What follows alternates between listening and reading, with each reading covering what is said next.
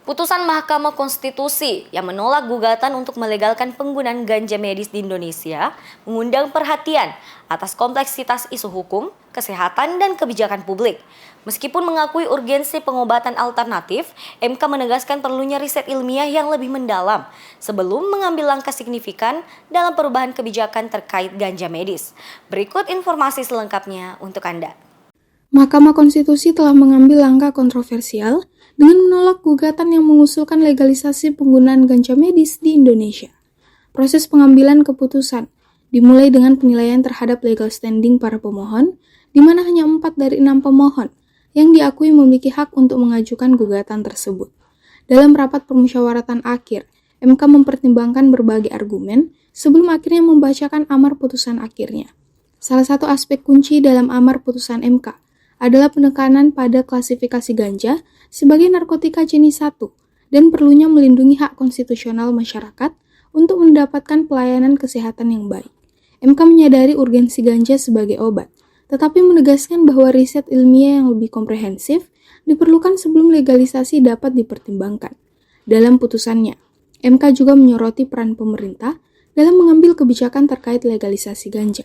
MK menegaskan bahwa hal ini merupakan bagian dari kebijakan terbuka yang hanya dapat dilakukan oleh pemerintah bersama DPR sebagai pembuat undang-undang. Ini menekankan perlunya perubahan kebijakan yang kuat dan diawasi secara ketat. Putusan Mahkamah Konstitusi nomor 106 garing PUU tahun 2020 mengenai pengujian undang-undang terhadap Undang-Undang 35 tahun 2009 tentang narkotika.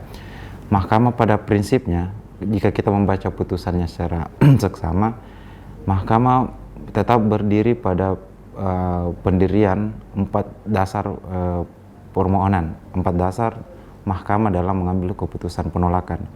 Yang pertama, Mahkamah Konstitusi melihat, Hakim Konstitusi melihat bahwa upaya legalisasi ganja untuk saat ini diterapkan di Indonesia ini belum saatnya, dengan pertimbangan yang pertama bahwa okelah di beberapa negara sudah banyak yang mengadopsi dan memperbolehkan penggunaan ganja sebagai langkah medis. Namun Mahkamah dalam putusannya melihat bahwa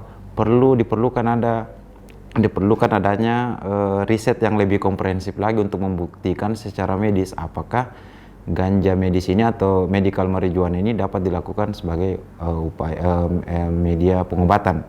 Karena sampai saat ini Mahkamah melihat belum ada riset secara spesifik yang meriset mengenai manfaat ganja medis ini dengan tekstur, ya, dengan kualifikasi ganja yang ada di negara kita yang tentu berbeda-beda dengan negara lain.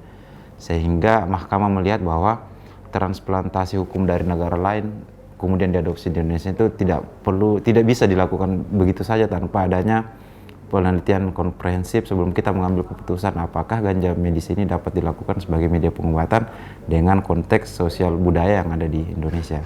Itu yang pertama.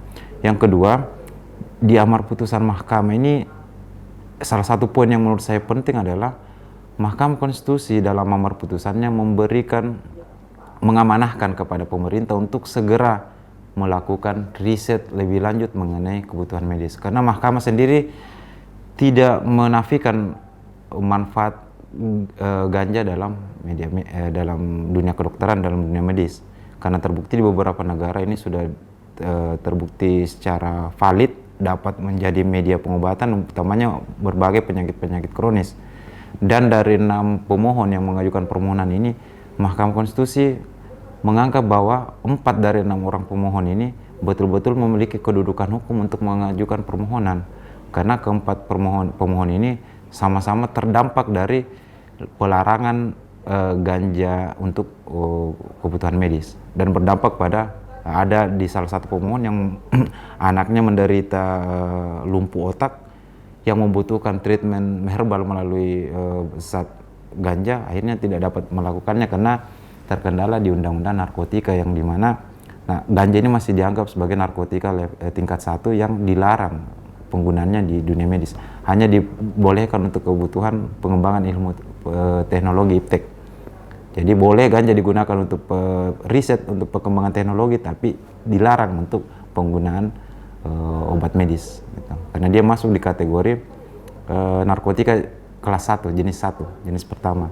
Salah satunya ganja, sehingga tidak ada secara normatif, tidak ada dasar bagi kita saat ini untuk menggunakan ganja sebagai media pengobatan alternatif. Meskipun legalisasi ganja medis bisa menjadi langkah positif dalam menyediakan layanan kesehatan yang lebih baik bagi masyarakat, MK menekankan pentingnya regulasi yang jelas dan pengawasan yang ketat untuk menghindari penyalahgunaan. Dengan demikian, perdebatan tentang legalisasi ganja di Indonesia masih akan terus berlanjut, sambil menunggu hasil riset ilmiah lebih lanjut dan perubahan kebijakan yang mungkin terjadi di masa depan. Feni Septiani Samuel, UNAS TV.